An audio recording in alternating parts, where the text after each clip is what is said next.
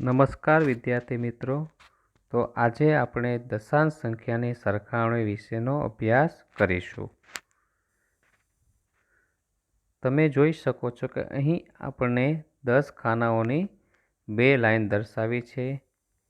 તો પ્રથમ લાઈનમાં 10માંથી 4 ખાનાઓને રંગ વડે દર્શાવવામાં આવેલા છે, એટલે કે 0.4 વડે દર્શાવાય છે. જ્યારે બીજી લાઈનમાં 6 ખાનાઓને રંગ વડે દર્શાવ્યો છે, એટલે કે 0.6 દર્શાવાય છે.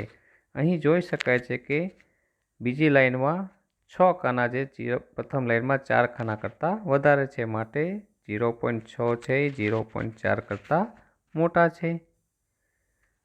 તેવી જ રીતે હવે આપણે 100 ખાનાની ગ્રીડ લાઈનમાં સરખામણી કરશું. 0.65ને આપણે 100 ખાનામાંથી 65 ખાનાઓમાં રંગો વડે આચ્છાદિત કરીશું. જ્યારે 0.56 એટલે કે 100માંથી 56 ખાના.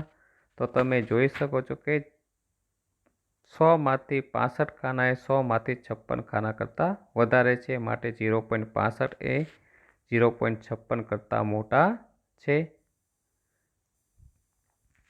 તેવી જ રીતે હવે આપણે 1.68 અને 1.55ની સરખામણી કરવાની છે.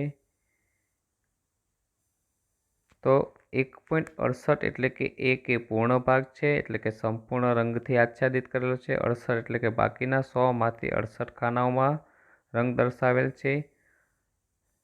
અને 1.55માં 1 એટલે પૂર્ણ ભાગ, જ્યારે 55 છે એટલે કે બાકીના 100 ખાનામાંથી 55 ભાગને રંગ વડે આચ્છાદિત કરી શકાય છે.